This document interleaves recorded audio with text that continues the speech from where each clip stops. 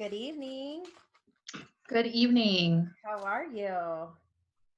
I'm doing great. How are you? I'm doing well. Doing Good. well. All right. Well, we'll go ahead and get started. Okay. All right. All right. Here we go. All right. Ready? Let's start off with words. Send, sound, talk, vote. Separate, speak, teach, wait. Serve, stand, tell, walk. Set, start, tend, want. Settle, state, test, warn. Shake, stay, thank, wash. Shall, stick, think, wash. Share, stop, throw, wear. Shoot, study, touch, will. Should, succeed, train, win. Shout, suffer, travel, wish. Show, suggest, treat, wonder. Shut, suit, try, work. Sing, supply, turn, worry. Sit, support, understand, would. Sleep, suppose, use, write. Smile, survive, used, sort, take, visit, to. All right. Now these next words are all going to end with M or K. Here we go. Ham, hack, ram, rack, bum, suck, fame, pick, roam, sake, loam, rake, rim, rock, trim, truck, dime, dock, dream, track, lamb, lack, bam, back, same, lick, lame, tyke, boom, lake, womb, nook, team, woke, dome, deck, cream, creek, chime, chick, dam, deck, cam, tack, frame, knack, hum, trek, came, cake, bomb, wake, seam, sock, beam, book, limb, click, plume, pluck, flume, fluke, prim, trike, lime, hike, ream, sick, dumb, bake, doom, rake, jam, bleak, flame, flack, room, wreck, dim, bike, comb, sack, loom, hook, rum, wreck, blame, break, tomb, fake, rhyme, dike, crime, crook, him, flake, zoom, hick, deem, sock, room, mike, time, hawk, chrome, crack, home, make, tame, tick, limb, pike, name, wick, dame, trick, maim, ache, gleam, croak. All right, let's do some common phrases. Here we go. How can, if he can, if I can, it can, she can, so I can, so you can, that he can, that I can, that you can, there can, they can, this can, we can, what he can, what I can, what you can, when he can, when I can, when you can, where I can, where you can, whether he can, whether I can, whether or not he can, whether or not I can, whether or not you can, whether you can, which can, who can, you can, it cannot, she cannot, that cannot, they cannot, this cannot, we cannot, what he cannot, what I cannot, what you cannot, when he cannot, when I cannot, when you cannot, where I cannot, where you cannot, whether he cannot, whether I cannot. All right. Now I've got some sentences that focus on different numbers. Here we go. Did you say you had 100 copies of the booklet? More than 60,000 people attended the concert at the Los Angeles Forum. Hopefully, our bill will be under $200. We invited 20 people to Macy's graduation party. I thought he gave me 100 cases of motor oil. Most of the classes are 50 minutes with a 10-minute break between classes. Brian won over $1,000 playing the slot machines. The suspect was arrested nearly 200 miles from the scene of the crime. Mary preferred the catalog when it was only 200 pages in length. The automobile is worth over $11,000. There are over 100 new residents in the city of Millvale that are concerned about the 75-mile-per-hour speed laws. Do you think that the room will hold 55 or 60 people? The police estimated that the discovery would net the department over 100 pounds or ounces of PCP. There are nearly 50 typographical errors in the first chapter. The document contained approximately 350 pages. All right, let's do some consonant compounds that emphasize on initial SK, initial SL, final RNL, final FMT. Okay, and here we go. He skimmed the floor while skating. The skirt was in the designer's sketch. We skipped skillfully down the street. The ski jump requires skill. She scalded her skin. The skeleton of the skunk was found. We rode in the sleek sleigh down the slope. The fish was slippery and slimy. We didn't sleep at the slumber party. The slow slug slid across the sidewalk. There was a slit in the sleeve. Did you slip in the slush? The colonel belongs to a fraternal order. Nocturnal sounds were recorded in the audio journal. We found a kernel of corn. Carnal sins are wrong. The movement of the earthquake caused the pavement to crack. His bereavement is apparent. His depravement is obviously a problem. All right. Now I've got the succession to the British throne. Let me just state this. All right, here we go. Current monarch, H.M. Queen Elizabeth II, born 1926. 1. H.R.H., the Prince of Wales, Prince Charles, born 1948, son of Queen Elizabeth II. 2. H.R.H., Prince William of Wales, born 1982, son of the Prince of Wales. 3. H.R.H., Prince of Henry of Wales, born 1984, son of the Prince of Wales. 4. H.R.H., the Duke of York, the Prince Andrew, born 1960, son of Queen Elizabeth. 5. H.R.H., Princess Beatrice of York, born 1988, daughter of the Duke of York. 6.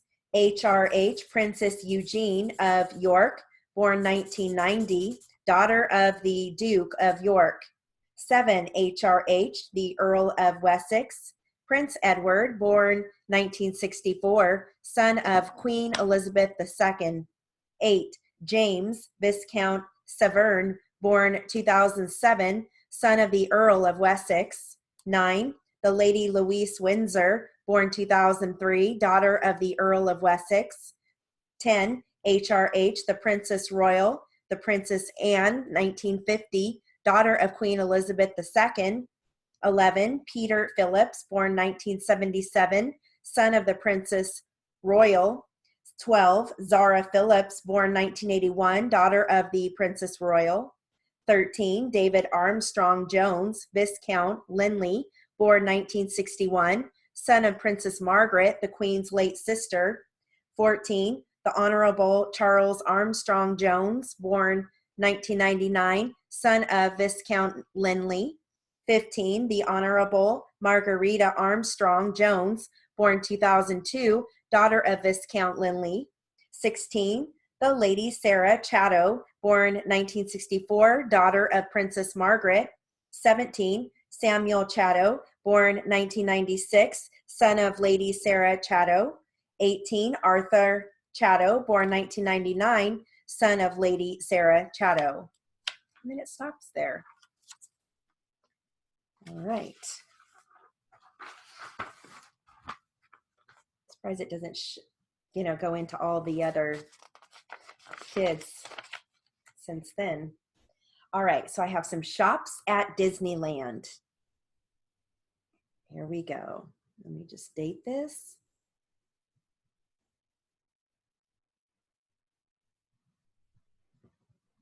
All right. Here we go. Shops at Disneyland.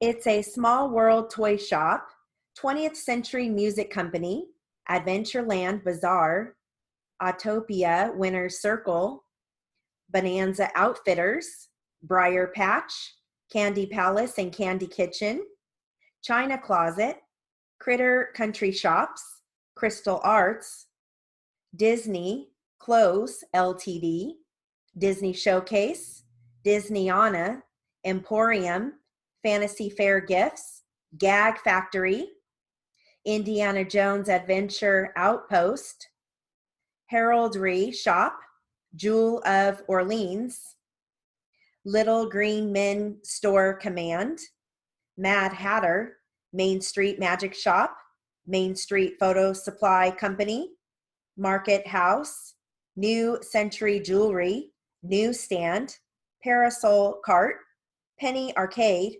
Pieces of Eight, Pioneer Mercantile, Pooh Corner, Portrait Artists, Professor Barnaby Owl's Photographic Art Studio, Royal Street Suites, Silhouette Studio, South Seas Traders, Stromboli's Wagon, the Mad Hatter, the Star Trader, Westward Ho Trading Company. All right. Makes you want to go to Disneyland. All right, so I've got it's a poem here called Over the River and Through the Woods. Here we go.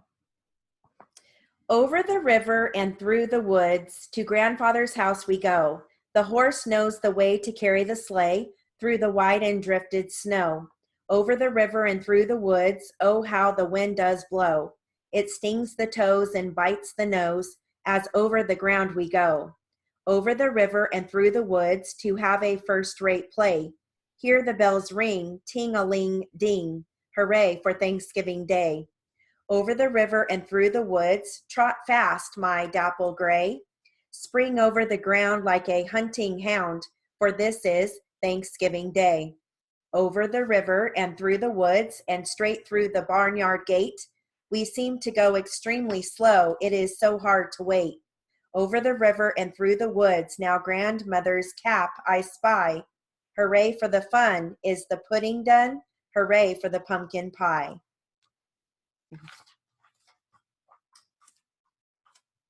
All right. Now this drill focuses on because, cause, establish, and stab. Okay, I'm going to give you some phrases before the sentences. Here we go.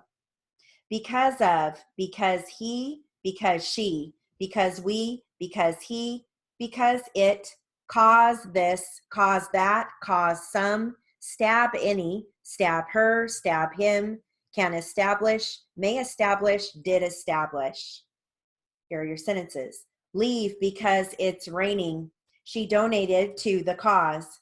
Check because it was used. She went because of him. Where is the causeway? Stay home because it's late. Come in because it's cold. What do you think caused it? I left because of the heat. I'm happy because you are. Was I the cause of it all? Because of you, I excelled. Let's go because it's early. I think the draft caused it. I limp because of an injury. Because of that. Establish those. Because of this. Establish these. Because of some. Establish needs. Because of more. Establish plans. Because of need. Establishing it. Because she was. Established now. Because of change. The establishment. Because we might. They are well established. Did you stab your finger? Establish the ground rules. He's establishing himself. Stab the roast for me. Were they established yet? We established a center. The stabbing was murder. They established a home. It is the establishment. She had a stabbing pain. It's an established firm. Establish a new policy. He was stabbed twice. I'm establishing a rule. All right, let's do some names and addresses. Here we go.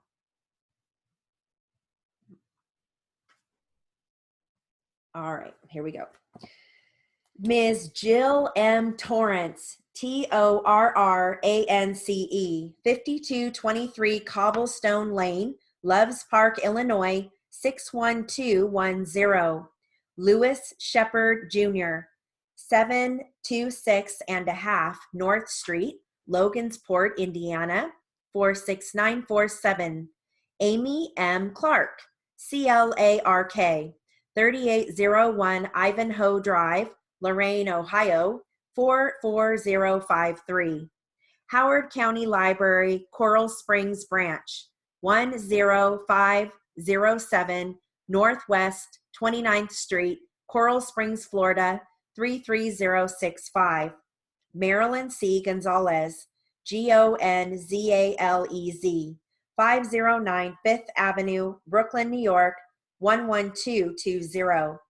Mr. Thomas B. Lightner, LIGHTNER, Jr., 1849 Abeldale Lane, Sandy, Utah, 84092. Miss Anita I. Ferris, FARRIS, Route 1, Box 356, Palmyra, Virginia, 22963. Matthew A. Tucker, TUCKER, 2839 Moore Avenue, Belsum, Pennsylvania, 19020. Katrina C. Huntsberry, HUNTSBERRY, 110 South Lanier Avenue, Huntsville, Louisiana, 70510. All right. Now I've got a paragraph here that focuses on different numbers, types of numbers. All right, here we go. I'm going to read this. I'll read it once at 180 and again at 200. Okay, here we go. The shopper bought 7 loaves of bread at 97 cents each, 4 gallons of milk at $3.75 each, 12 pounds of ground beef at $3.29 per pound, and 8 different types of breakfast cereal at $5.85 per box, a total of $85.07. But the shopper had 4 coupons for 30 cents each, making the receipt $80.87. Okay, so I'm going to do that again. Okay, at 200 now.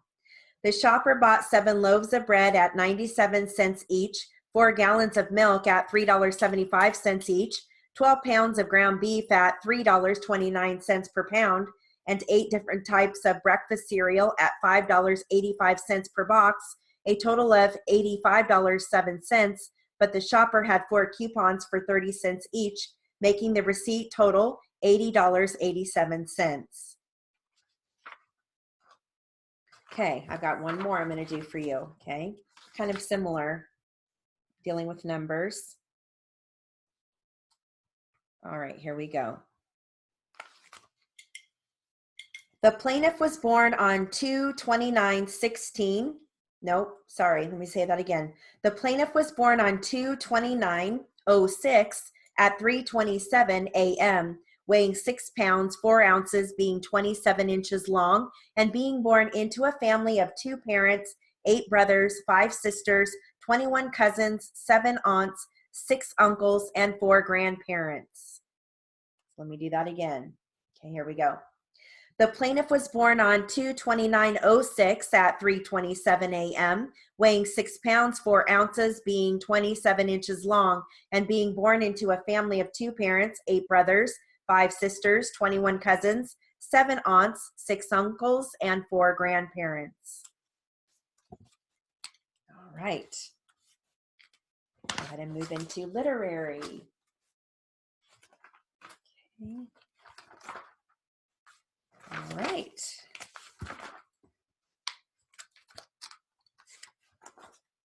Now this is going to, well, the title is Distinguished Government Employee.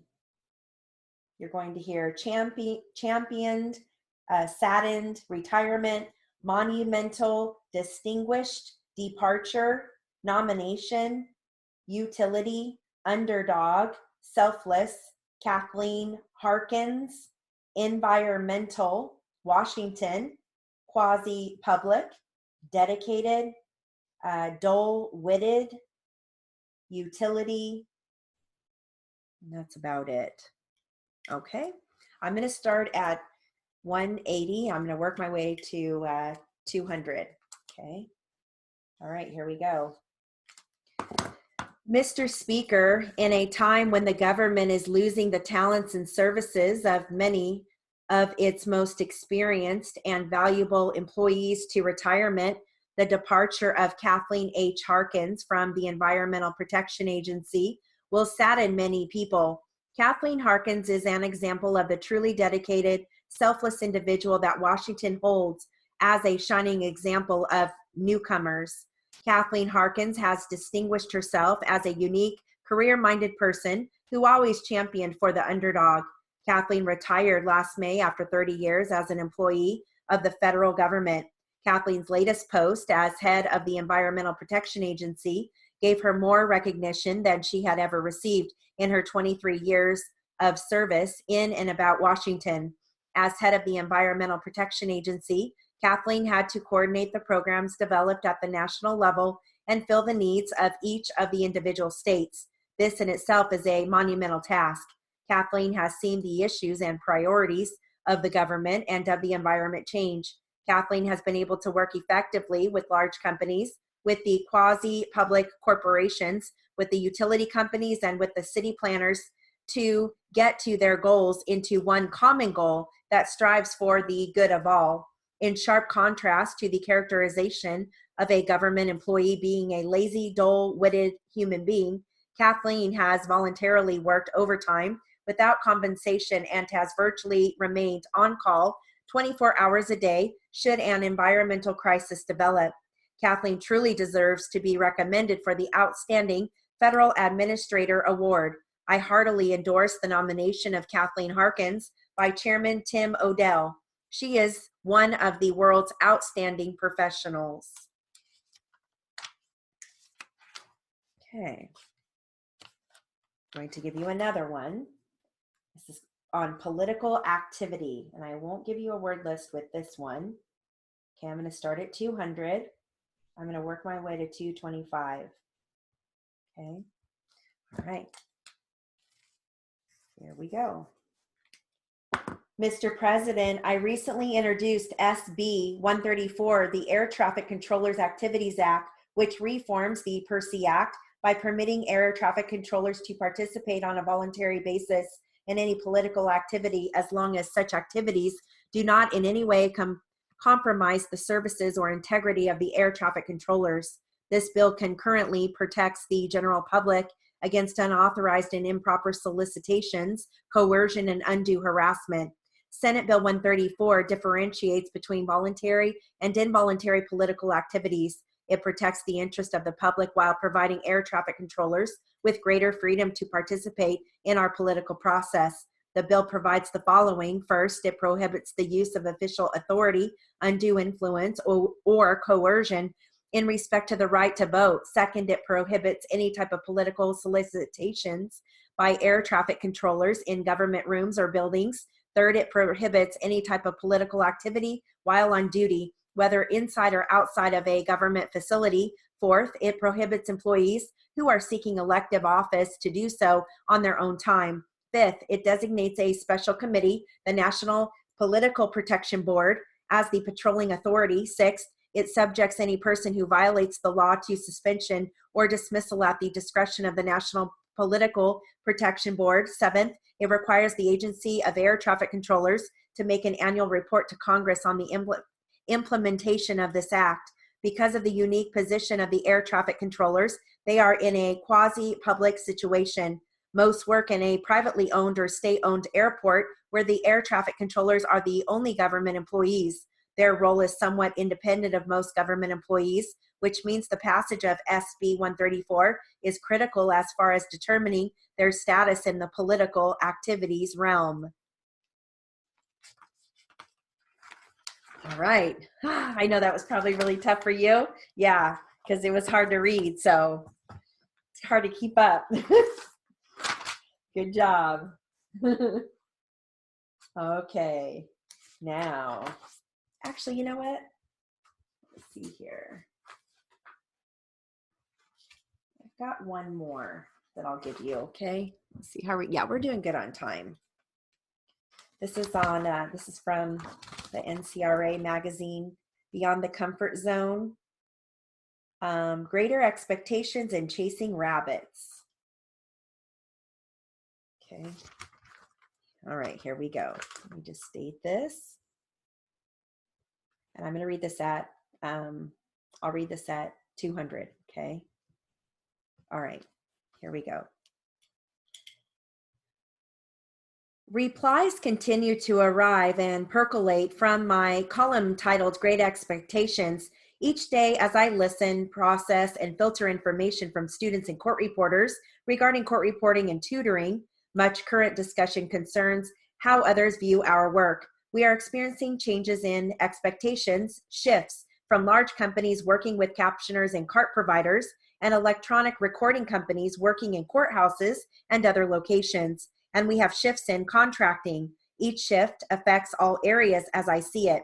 Recently, I returned a call from a student. She has been in school for more than 4 years. With much emotion, or my phrase, passion, she shared her world. I asked a few questions, including whether or not she spent time reading back her notes. She replied, I do not like to read back my notes or to see my errors. I do not like to focus on my errors. I have to move forward. I howled with laughter. When I could speak, I softly said, you might see yourself profiled in my next column. She paused for only a moment before assertively replying, that's fine. So are you going to tell me how to do this or not? Laughter exploded in real time from my mouth. When we ended the call, a very different conversation had evolved. We had what I call an accountable dialogue. I wished her all the best of luck in her court reporting studies, and I did not think I would hear back from her. But the next morning, I received an email. I'm ready to begin, she said. Let's get started. I realized that although I've been in school a long time, I have much to learn. I want to be a success in this field and will do whatever you suggest to make that happen. What am I mainly looking for? I replied, accuracy. She sent a lengthy email ending, what am I looking for when grading my tests? I replied, no errors. Her motivation is now graduation and employment. She is a successful and wise person. I hear it and see it in her emails. When we last spoke, she casually shared, almost as an afterthought, that she has a bachelor degree. In Texas, we might say that dog can hunt. That same day, I spoke with an official real-time court reporter who has worked for more than 25 years with technical daily events within her courtroom. She purchased every book out there and attended every seminar possible. After attending a seminar that changed her entire theory, she is currently unable to provide real-time. Her quest is now to undo all I've changed so I can real-time in court again. Her motivation is fear of ER in our area. I have great respect for each of these two women's stories, as well as their reaching out. Reaching out takes courage. While I worked with the student and the official, we focused on details and moved forward with the new goals, new visions, to ensure that they arrived where they truly wanted to be. I see similarities between the student and the official. Each one is sharing facts that I have heard multiple times. Each one feels bad about where they are now. When I shared with them that I might write this article because it continues to nudge me as a CART provider, court reporter, instructor, and tutor, each one stated that she felt bad for the other, the student for the official, and the official for the student. And each said, if this helps the other, sure, go for it. So I am. From my seat, I see a student who does not want to look back to see her errors, and an experienced, successful court reporter who is reaching out everywhere to perfect her writing. I opined with the reporter She's like an eager individual in an ice cream factory with too many choices because she has each book, works with each book, and then moves to a different book. The reporter replied, too many flavors. I don't have that problem with shoes or clothes. I'm a train with a broken switch. I'm frozen. I know once you put me on the right track, moving forward, I'll be like the little engine that could. I think I can. I know I can, even if uphill. We selected a book of her choice, moved her away from an entire new theory while working on the job. We also created a custom dictionary so she can real time at work and did her court again. This lady is a success. With years on the job as an official, her goal to perfect skills makes her a success. And yes, she is nationally certified. I believe that dog can hunt. How does this relate to greater expectations? The student who desires good notes or notes just to pass that test now admits that she has far from perfect notes, and yet she wants and needs to forge ahead. The official, in an attempt to write perfect notes, began darting in multiple directions before she settled down to learn a new theory. Can one learn a new theory in court full-time each day after having a dictionary completely changed to achieve that goal? All reporters understand that transcripts must be produced even while advancing their skills for the future. Can a student move forward without transcribing accurately? All reporters, students, and instructors understand when students say, I have to get out of school. While writing this article, I took a call in my office. The caller defined herself as a former educator. She asked me questions about court reporter training and staying on task, and if students needed to be hooked up at the hip to the machine 24/7. She added, at the school, I think they are chasing a lot of rabbits. I thought about the student with more than 4 years of writing and not wanting to correct errors. I also thought about the official with more than 25 years experience, darting through multiple books and a new theory. And I saw a tie-in for the student and the court reporter in many of us. Are we chasing a lot of rabbits to achieve our goals? Are we focused on specifics with realistic deadlines? Or are we fearful of changes or shifts that have come or will be here if we don't achieve that goal? I listened to the former educator and gently replied, this skill is unlike any other. It requires mastering to be successful. Individuals entering this profession and this schooling with knowledge that the pass rate is 95% or above in court reporting for each speed class must know the schooling and the occupation have a bar of excellence very different from any other professions. Then I shared this topic with a sign interpreter after she expressed stress and frustrations within the interpreting world. The interpreter encouraged me to stay away from the stress while working. I emailed back and said, from your lips to God's ears. What about the tie-in and you? Could someone say that court reporter or student can hunt? Are you chasing rabbits with greater expectations? I see a surefire path that this shift topic and the expectations are percolating with students, instructors, and court reporters. We have great passions and great skills. Communication is a powerful tool, and I am honored to be among you. I thought that was a good article. All right. Go ahead and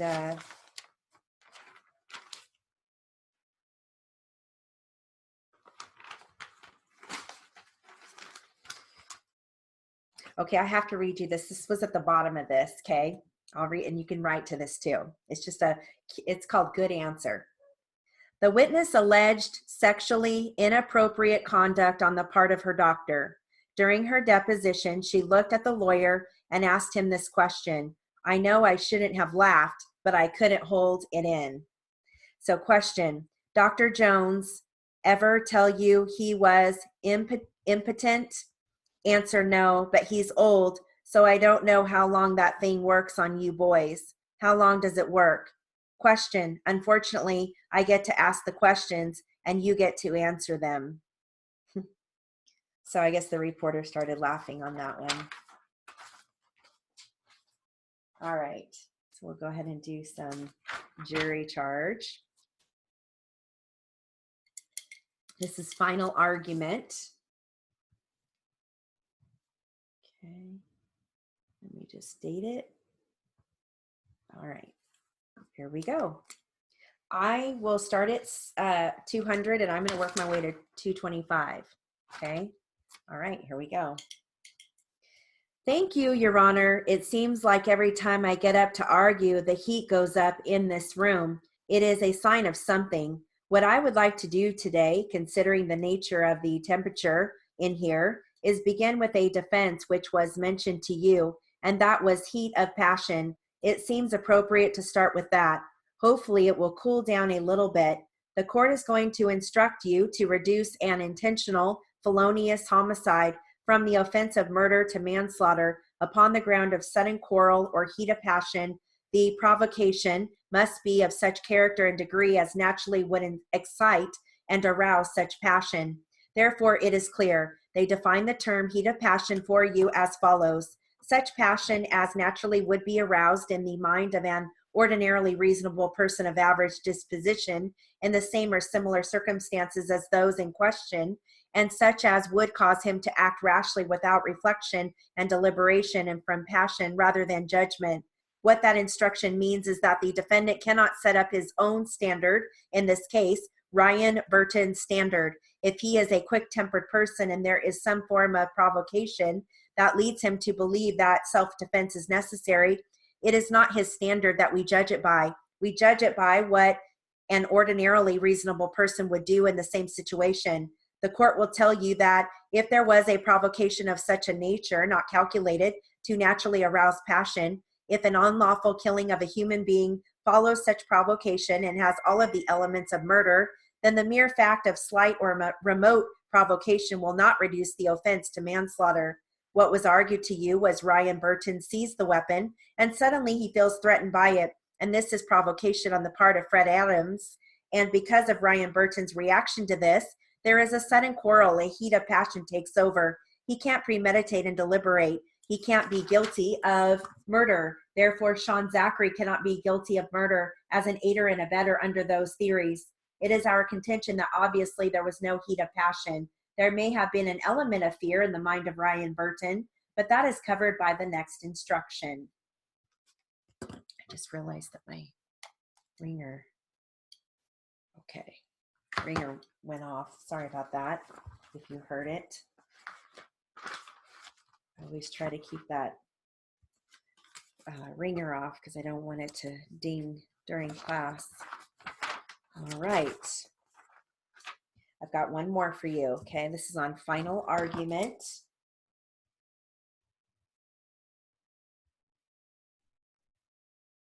All right. I'm going to read this one. I'll read this one at 225, okay? The whole thing. Here we go. There is an allegation attached to that count one of robbery that a principal was armed during the commission of the offense. Much has been said about this person named Larry, who apparently from the testimony withdrew a revolver while he was standing behind Mr. Yancey when Mr. Yancey was not in a position to see him. Mr. Dorman is saying he saw the gun and he figured he was going to be hurt by it anyway. That contributed to his fear, all right?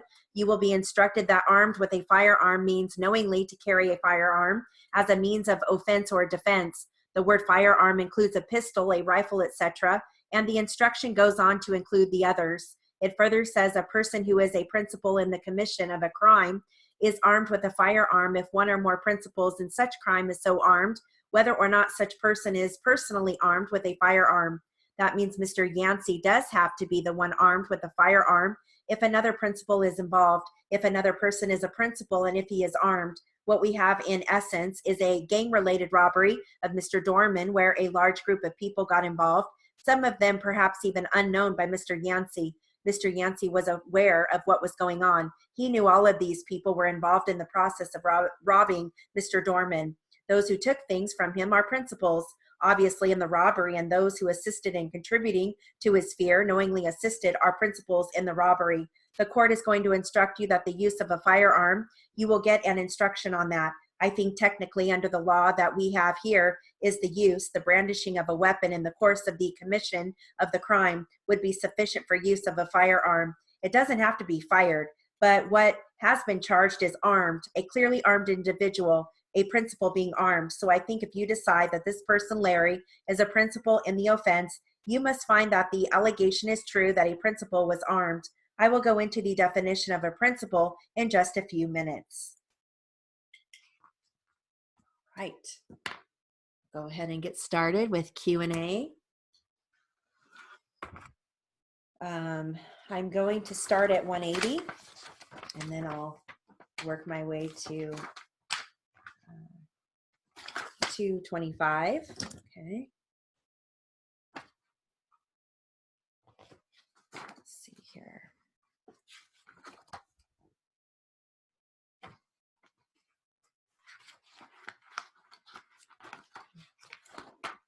All right. Here we go. This is defense. What time of day did you first get into her car? It was like around 7:10, like before we left. And where did you live at the time? At the same address, 9714. How long have you lived there? 5 years, 5 or 6 years. That's 5 or 6 years as we speak today, as opposed to the time of the accident, right?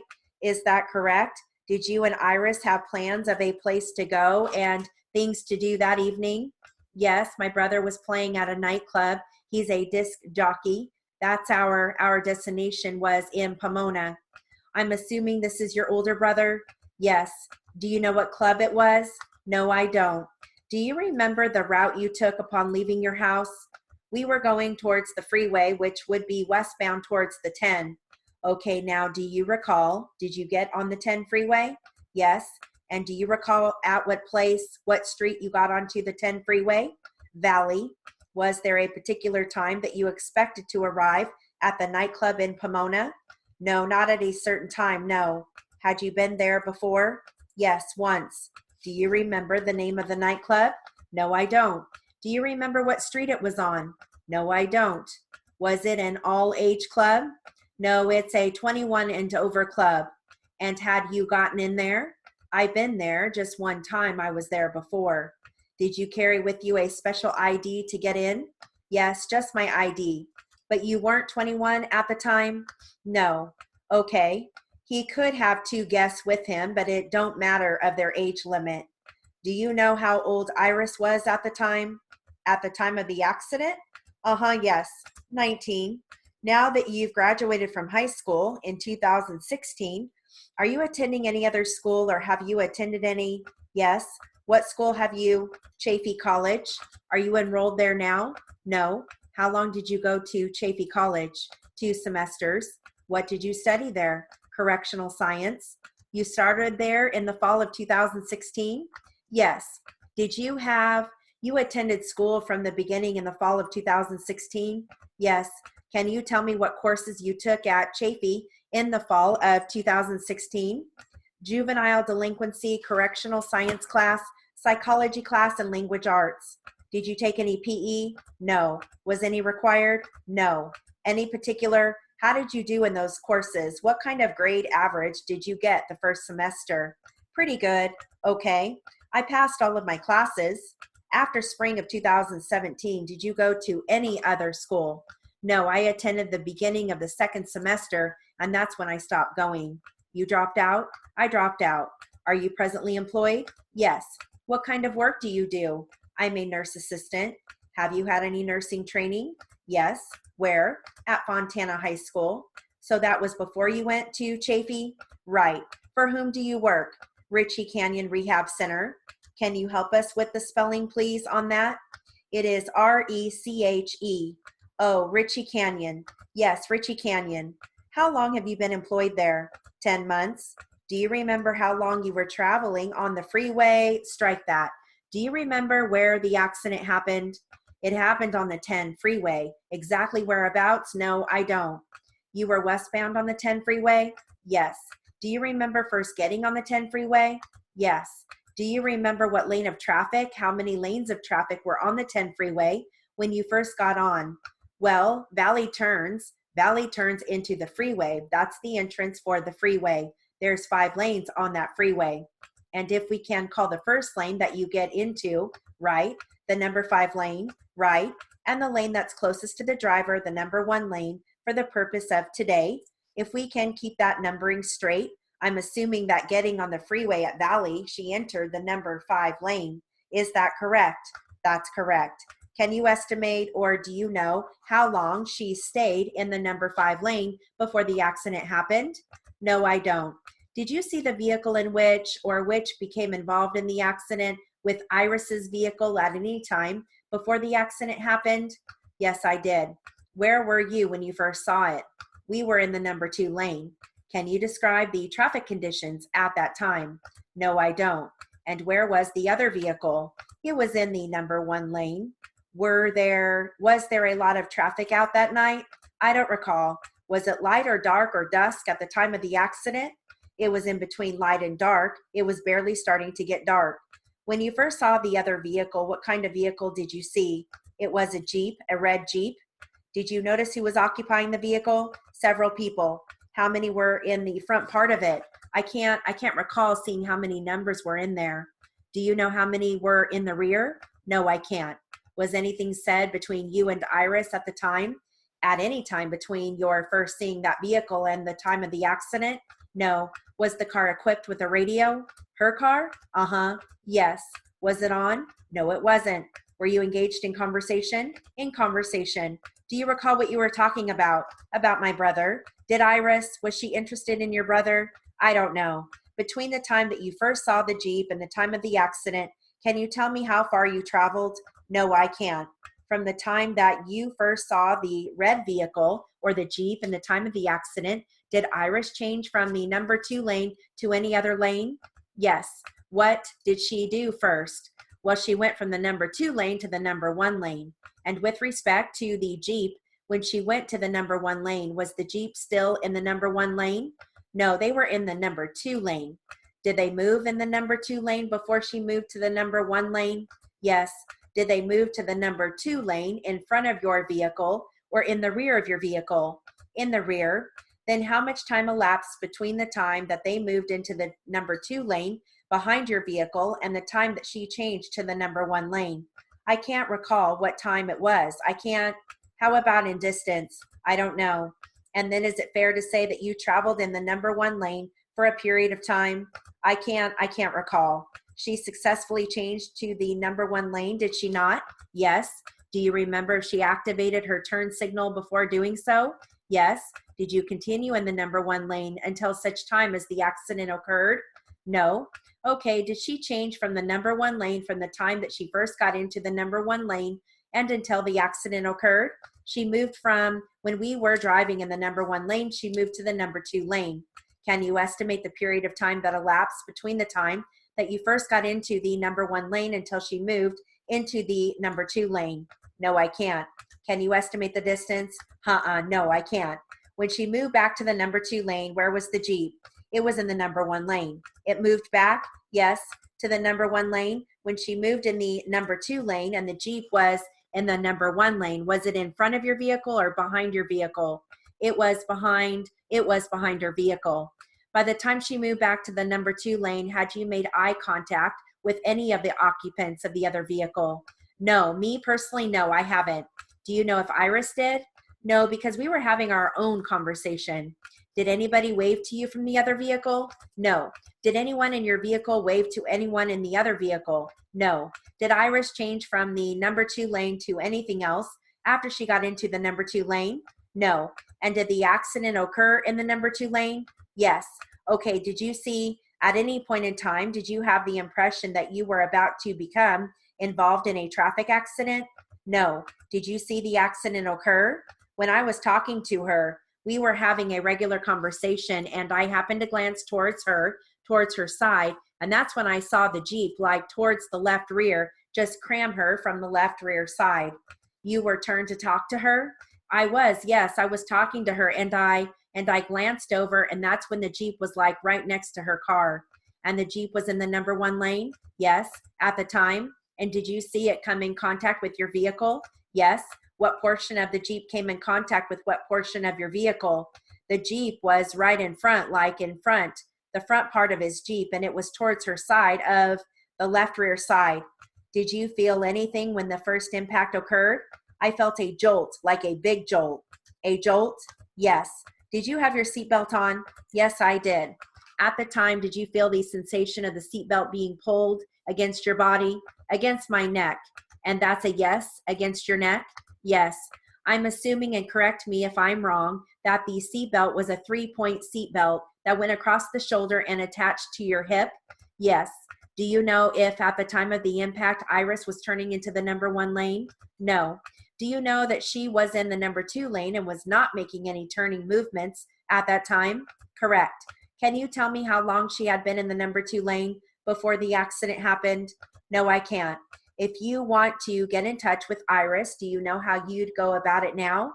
Well, now, no. I know she works for Reno Air, but that's about it. What does she do for Reno Air? I don't know if she was a flight stewardess or attendant, or if she works for the ticket agency. I'm not sure. Does she work in Ontario? I don't know. I can't say. Does she work out of Reno? I can't say. I haven't talked to her for a while now, so I'm not in no contact with her. Do you know anybody that knows her as well? Yes, her brother. Where does her brother live? I don't know. I haven't seen him. Did he live with her at the time of the accident? Yes. The police report says she was on Larkford. Do you know if her brother still lives there? No, I don't. What is her brother's name? David. How old is David? Since the last time I saw him, he was 17. How long ago has it been since you last saw him? Probably since the last time I saw her. Could you be more definite? More than a year. After the accident first occurred, can you tell me if your body moved at all inside the vehicle? Well, yes, it did. I'm going to switch transcripts. Okay. All right. All right. This next one's it's going to be more challenging. Okay.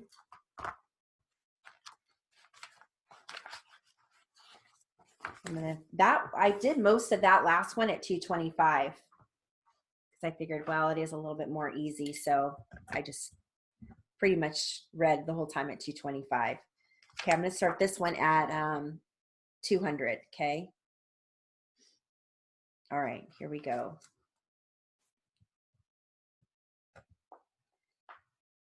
State your name again, please. Abdullah Databoy, Abdullah, Databoy, Dadaboy. You realize this is the second session of your deposition, correct? Right. We took the first session some time ago, and now we are here to finish it, hopefully today. Right. You recall at the beginning of the first deposition, Mr. Brennan gave you some admonitions regarding the testimony you were to give, right? Do you recall those admonitions? Uh-huh. Do you recall then that you are under oath and that perjury is a felony in the state and you are sworn to review the document earlier? Or, let's see, that didn't make sense.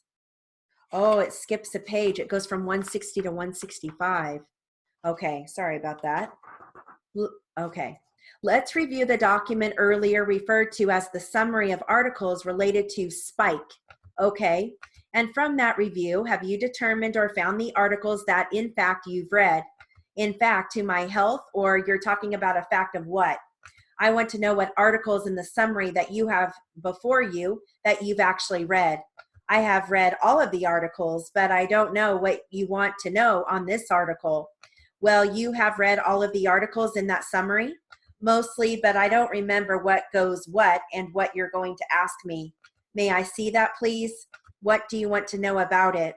How many articles or reference are in here? Do you have an estimate? It's an awful lot. Would you say more than 100? Yes, I think Mr. Databoy is mixed up. He did read through this is what I was talking about, just the outline there, but he didn't read the articles themselves. Let's go back over that so it's clear. Mr. Databoy, is it your testimony then that you have read no actual summary of articles on the subject of Spike? I have read most of them, but I don't quite understand.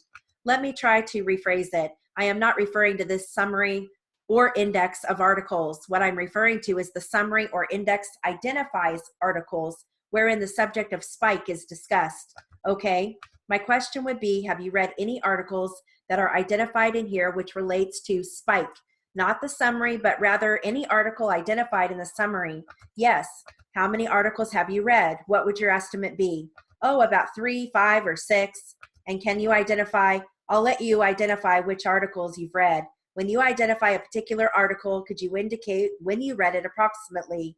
You want an association number? 50. Well, no, let's just identify it by the title and the author. Oh, okay. The title is The Total Vegetation Control Herbicide, a Progressive Report. The author is Perkins, A.T., Johnson, G.B., G.T.L. Okay, thank you. Now, when did you read that article? A long time ago. I don't remember. Was it 2012? Yes.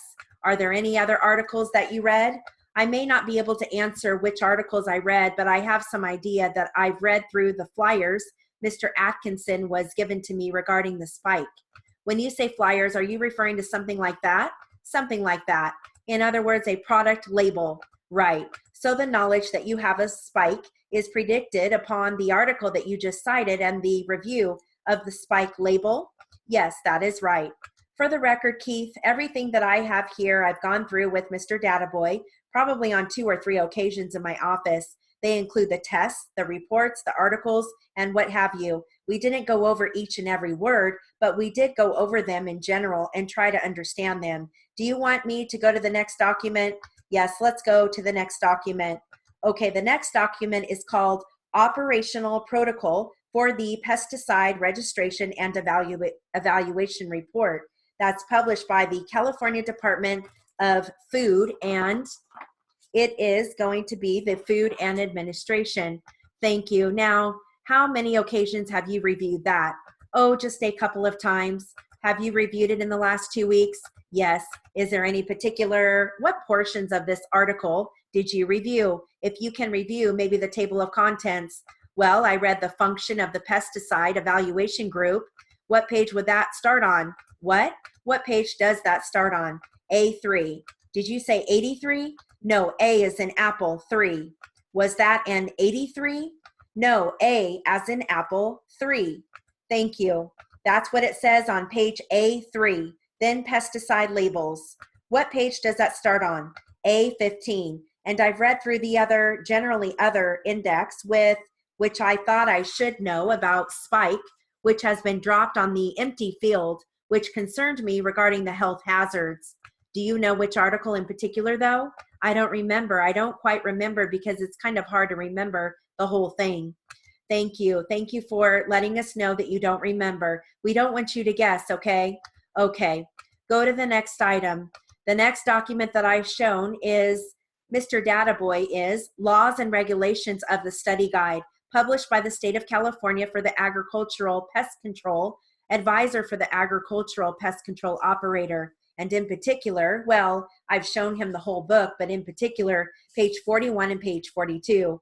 Okay, thank you, counsel. Mark this as Exhibit C. So I'm clear on this. What you have in front of you, Mr. Atkinson, is material like Exhibits A and B that you have put together and that your clients have used to look at that and review? Yes, exactly. What happened was that none of us knew anything about it, including yours truly. I didn't know anything about spike. I didn't know anything about what the laws were. None of us really did. And what happened was I started working very hard in the spring of 2012 to try to assemble and get as much information as I could about the general law and spike. When I would get the information, I would make it available as quick as I could to the clients because we really didn't know what was going on. I wasn't trying to upset them or anything, just trying to be a source of information to them. Okay, so we got the information, tried to get everything possible from the EPA in Washington, all the tests, and try to get the copies of those. And I, the best I could, would go over with each client the tests, the records, the law, what was happening, and we ultimately came out to the conclusion that we didn't really know very much, and that concerned a lot of people. Okay, that is basically what we tried to do. Okay, thank you. Mr. Databoy, is that your understanding of what we just discussed? Do you understand what we just said? Right. So all of the materials that are laid out in front of us here, these 4 stacks there's only 3 stacks. There's some more down here on the floor. Okay, I'm handing you Exhibit U to the witness. Have you seen? Yes, here it is, yes. Okay, when did you first see that? 2012. Have you read it? Yes. Have you discussed it with your lawyer? Yes. Thank you. The next document I have in my hand is Ordinance Number 2688, Ordinance of the County of San Bernardino. Which one are we on now? I think we are on 5. I'm handing what's now been marked Exhibit 5 to the witness. Mr. Databoy, have you seen that before? Yes. When did you first see that?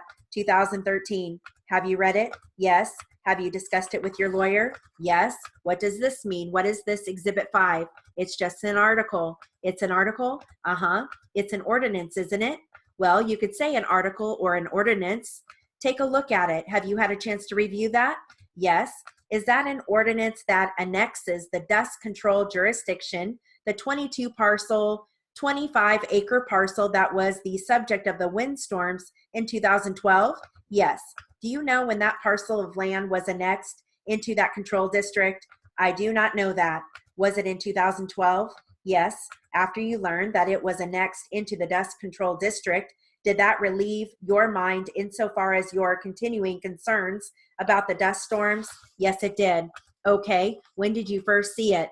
It was in 2013. Have you read it? Yes. Do you understand it? Yes.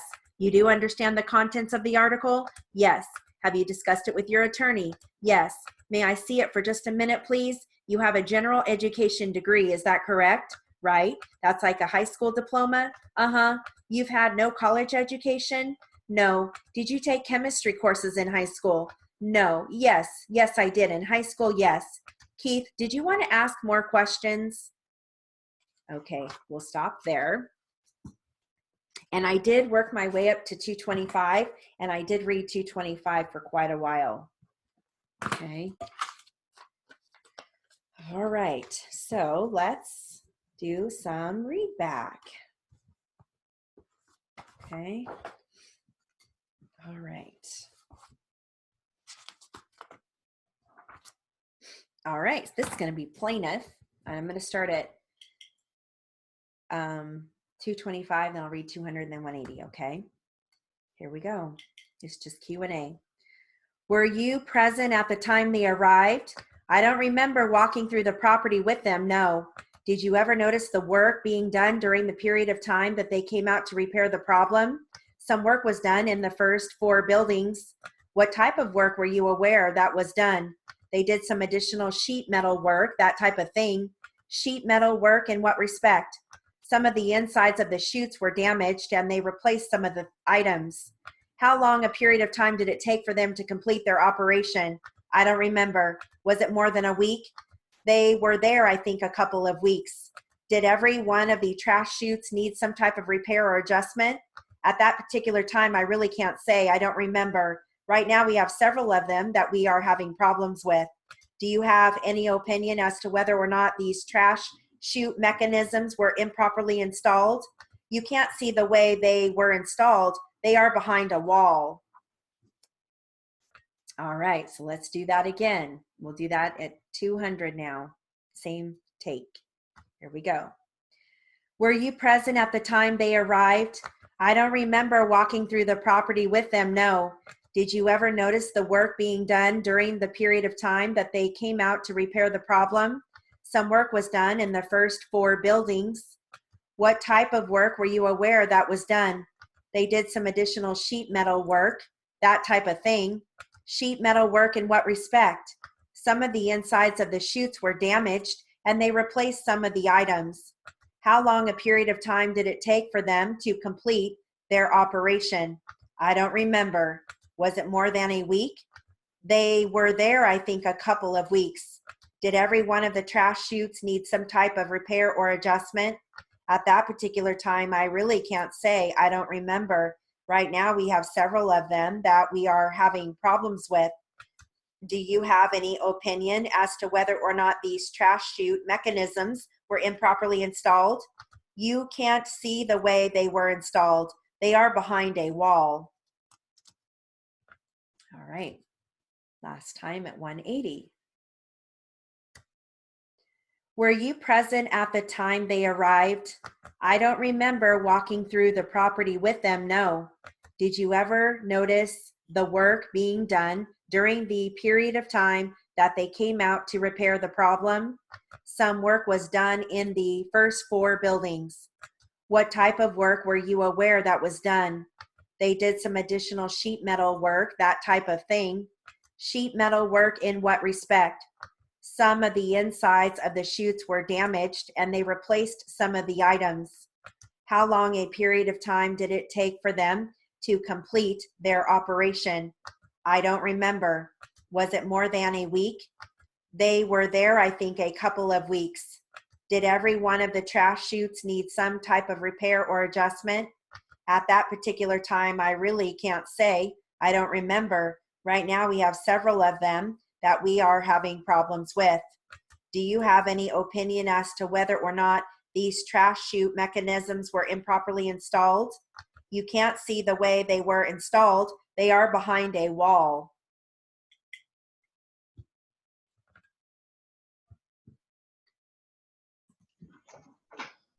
All right, how was that? It's okay. Not bad. Good. Did the 180 seem slow? Yes. Yeah, good. That's good. It's like I feel like I can do real time at 180. Like my stuff comes up pretty clean. So Yay. So that's exciting. That is exciting. But you can't think about it or yes, get tripped up. That's right. Isn't that funny how that works? Yeah, but I think actually the 200 was my best take out of the 3. Okay. I mean the 180 was good too, but I'm gonna read my 200. Okay. Just let me know when you find it. I have it. You have it? Okay. And if you want, do you want to read the whole thing or do you want to each do a Q&A? Either way, whatever. Okay. Well, we can each take a Q&A. Okay. All right, so I'll do the first one. Question, were you present at the time they arrived? Answer, I don't remember walking through the property with them. No. Question, did you ever notice the work being done during the period of time that they came out to repair the problem? Answer, some work was done to the first 4 buildings. Awesome. Question, what type of work were you aware that was done? Answer, they did some additional sheet metal work, that type of thing. Question, sheet metal work in what respect? Answer,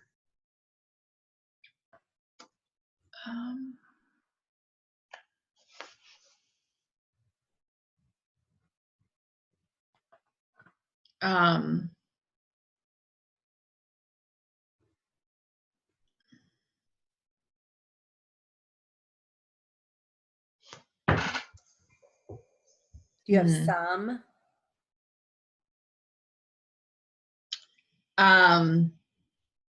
Oh, I have some of, maybe. Yep.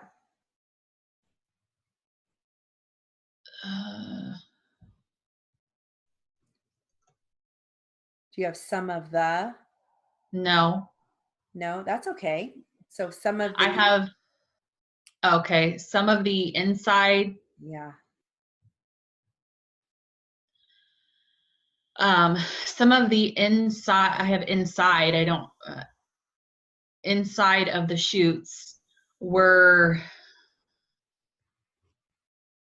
oh my goodness. Yeah, some of the insides of the chutes were, do you have DAJ? Oh, yeah, I've missed the A. Damaged. Yeah.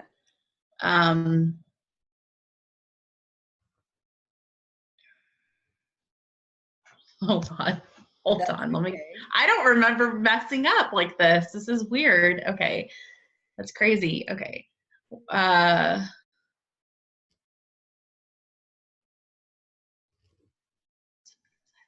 damaged.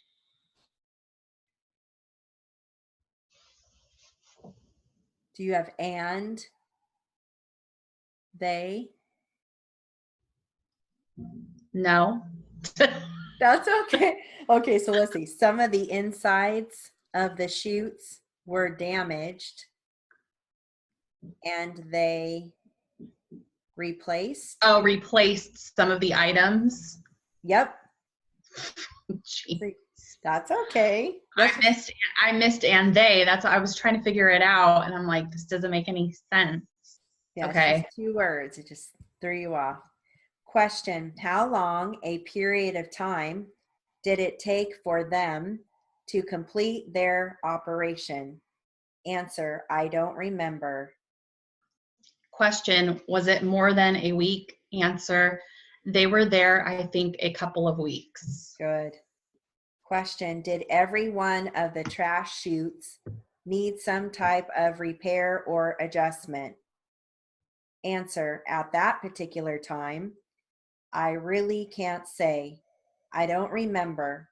Right now, we have several of them that we are having problems with. Question: do you have any opinion as to whether or not these trash chute mechanisms were improperly installed?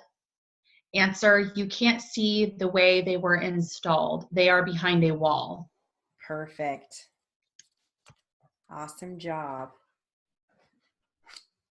That's awesome. All right. All right. Well, can you come to the class on Friday morning? Yes, I will be there Friday. Good. Good. Or I will be here. I'll be sitting right here on Friday. Right there. I will be there. I'll be here. I love that you have a happy face on your board behind you. I always see that and I just think it's so cute. It used to say I can and I will on it, but when I took my RPR, I erased it because like you can't have any writing anywhere. Oh. But they didn't say anything about the smiley face. Yeah, you gotta keep the smiley face. It's cute. It's almost like it's right behind your shoulder. Like, it's the little things. That's right. That is so true. Oh man, it's funny. I forgot it was there. It's cute. That's all I can see. That's at the very edge of your screen. So yeah, I should change it up every once in a while. Just have like a little different. Add something to my face, like a little hat or something. Put some yarn for hair. Oh my gosh. Some foil for braces. That's funny. Well, all right. Well, you have a great night, and I will see you on Friday. Okay, see you then. Thank you so much. Thank you. Okay, bye. Bye.